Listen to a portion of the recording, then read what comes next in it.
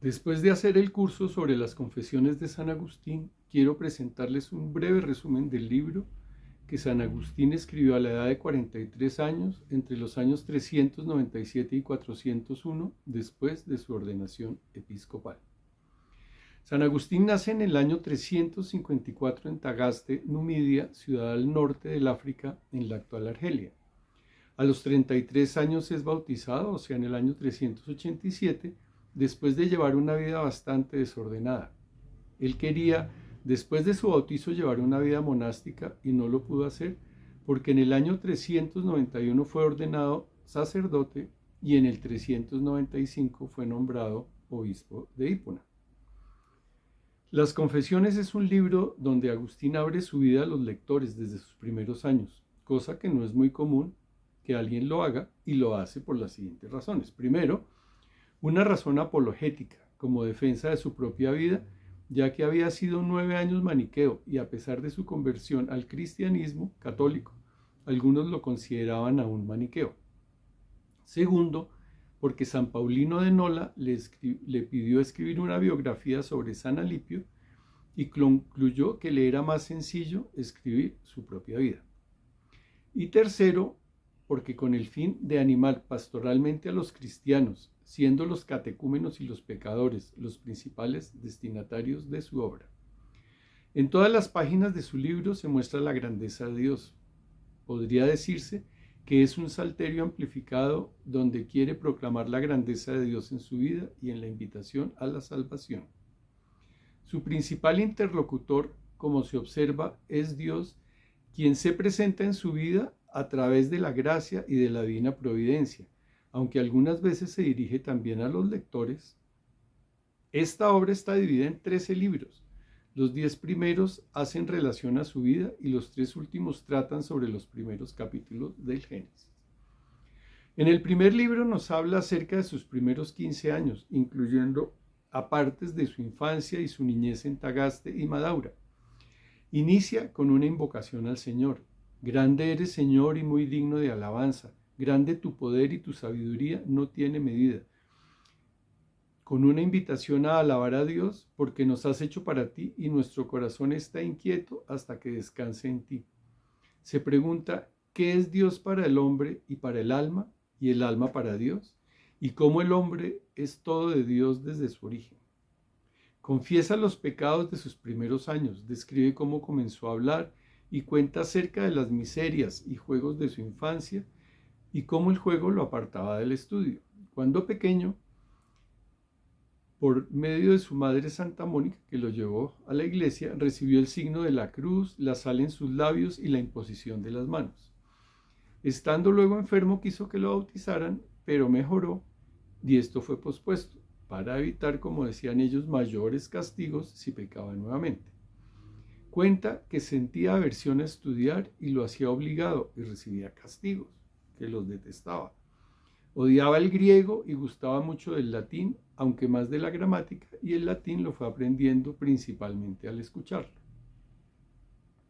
En el libro segundo nos habla acerca de su adolescencia, ociosa y culpable en Tagaste, a sus 16 años. Inicia recordando los pecados de su adolescencia, del ardor en su pubertad, de cómo se interrumpieron sus estudios por falta de dinero, porque su padre pasó por una mala situación, y de cómo se despertaron sus instintos sexuales. Nos relata el robo de unas peras, no por necesidad, sino por hacer el mal y por no quedar mal con sus amigos, que parece que no eran muy buenas compañías. En el libro tercero, entre sus 17 y 19 años, nos cuenta cómo fue su vida en Cartago y cómo los amores impuros lo atraparon. También habla acerca de su afición al teatro y de cómo era el mejor en sus clases de retórica. Sus amigos, como le ha pasado antes, no eran muy buenas personas y vivían haciendo males a los compañeros, que es lo que ahora llamamos bullying. Leyó en esta época el Hortensio de Cicerón y según dice, semejante libro cambió mis afectos y mudó hacia ti, Señor, mis súplicas, e hizo que mis votos y deseos fueran otros. De repente apareció a mis ojos, vi toda esperanza vana, y con increíble ardor de mi corazón suspiraba por la inmortalidad de la sabiduría, y comencé a levantarme para volver a ti.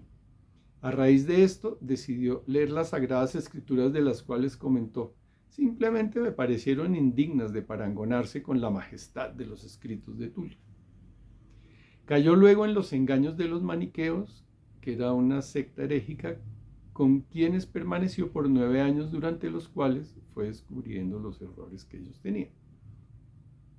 Hizo también de Santa Mónica y de sus sueños, y de cómo lloraba por ver perdido a su hijo, a pesar de la fe y del espíritu que había recibido de Dios, y narra lo que le dijo a ella un obispo: vete en paz, mujer, así Dios te dé vida, que no es posible que perezca el hijo de tantas lágrimas.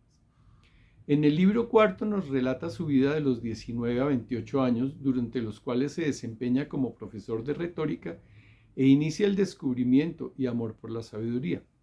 Según dice, desde los 19 hasta los 28 fuimos seducidos y seductores, engañados y engañadores, según la diversidad de nuestros apetitos, en público, por medio de aquellas doctrinas que llaman liberales, secretamente, por el falso nombre de religión, siendo aquí orgullosos, allí supersticiosos y en todas partes vacíos.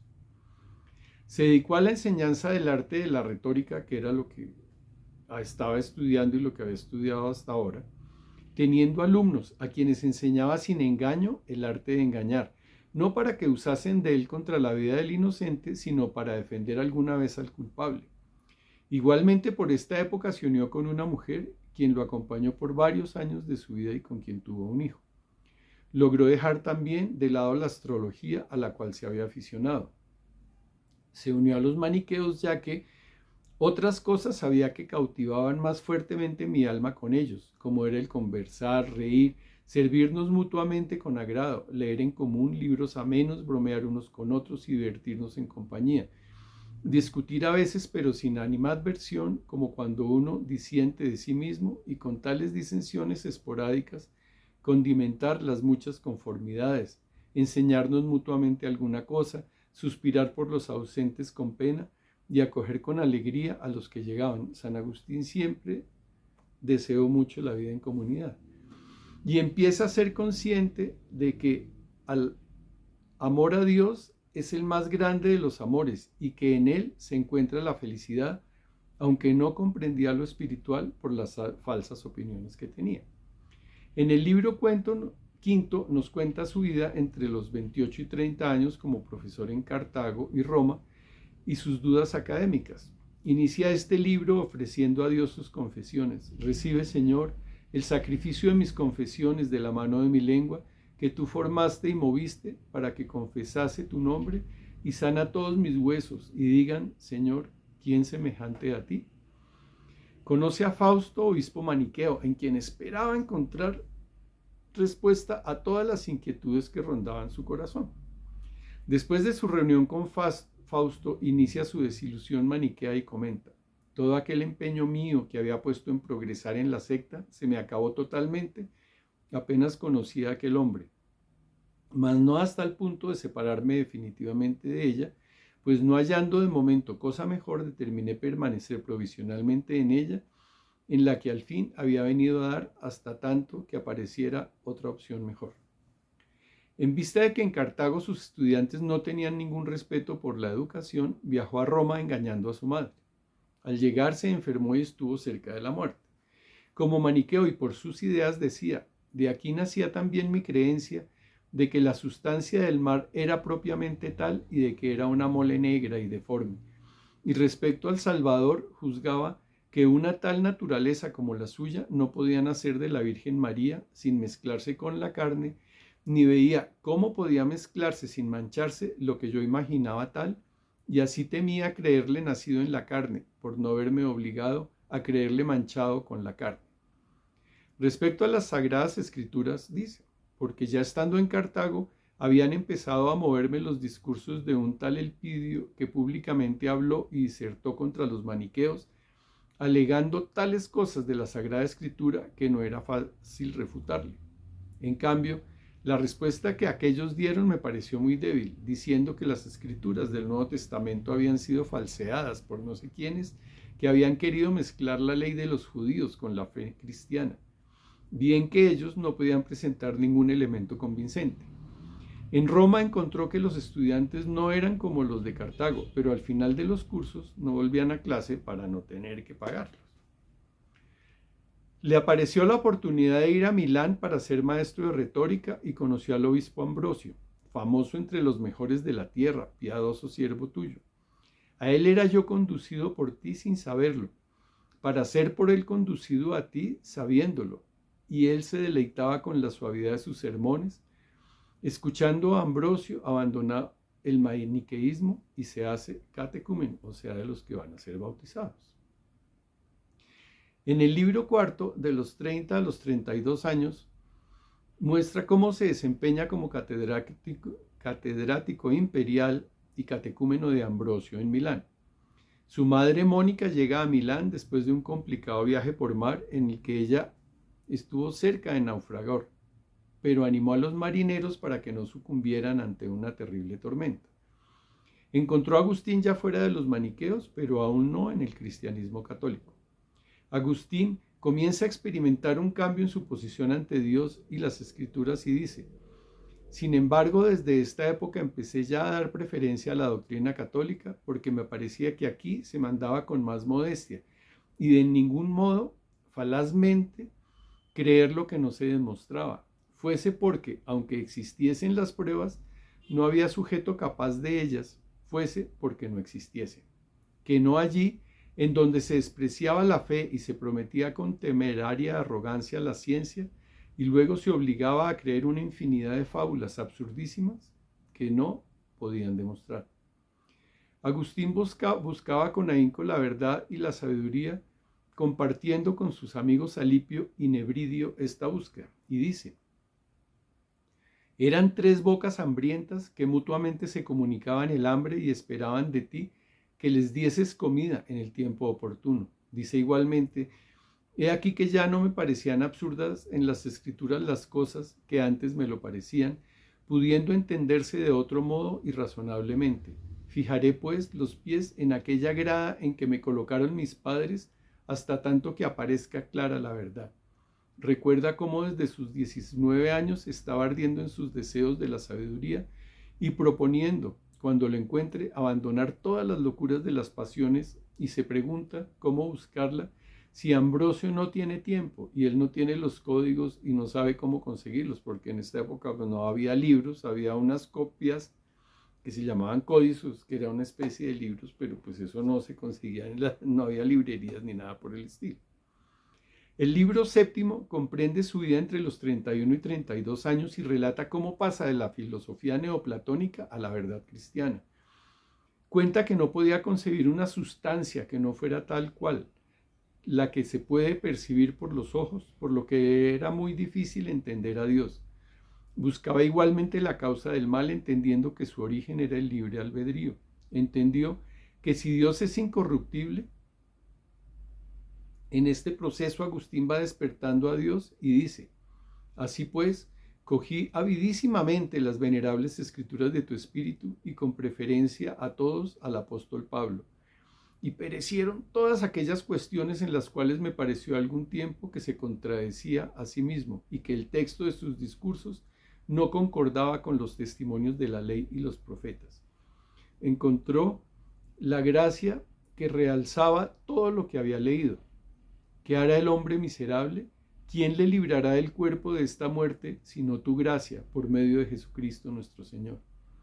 En el libro octavo cuenta cómo a los 32 años experimenta la conversión de mente y corazón y dice: tus palabras, Señor, se habían pegado a mis entrañas y por todas partes me veía cercado por ti, y como ayuda decidió dirigirse al anciano Simpliciano, quien él consideraba un buen siervo de Dios y en el que brillaba la gracia.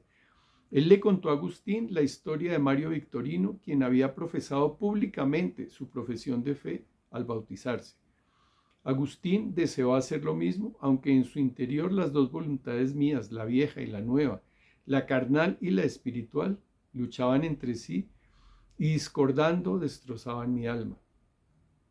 Luego conoce a Ponticiano, quien le habla acerca de las comunidades que vivían en monasterios, de sus costumbres y de cosas que no conocía. Un momento crucial en su vida es cuando, estando en medio de una crisis, que estaba con una angustia terrible, escuchó a un niño cantando y repitiendo una canción: toma y lee, toma y lee, toma y lee. Ante eso, abrió un códice del apóstol Pablo y leyó: no en comilonas y embriagueces, no en lechos y liviandades, no en contiendas y emulaciones, sino revestidos de nuestro Señor Jesucristo, y no cuidéis de la carne con demasiados deseos. Esto cambió su corazón, disipando todas sus dudas, y dio paso al nuevo Agustín. En el libro noveno, en los cuales nos narra entre los 32 y los 33 años, encontramos su estancia en Casiciaco, su bautismo y la muerte de su madre Mónica.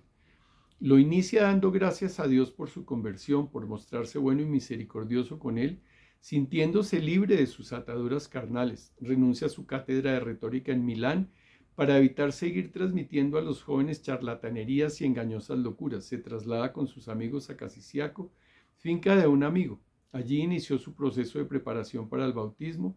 Le escribió al obispo Ambrosio, contándole de su proyecto, de sus antiguos errores, y solicitándole le indicara un libro para leer.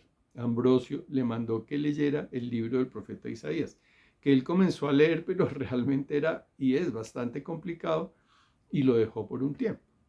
Después entendió qué era lo que le había querido decir Ambrosio cuando lo mandó que leyera este libro. Fue bautizado a sus 33 años junto con su hijo Deodato y su amigo Alipio. En este libro nos habla también de la niñez de su madre Mónica, de su matrimonio y cómo lograba convivir con su esposo Patricia y con su suegra, y cómo consiguió que Patricio se bautizara antes de morir. Nos cuenta luego cómo compartió con su madre Mónica un momento de éxtasis antes de su muerte en el puerto de Ostia.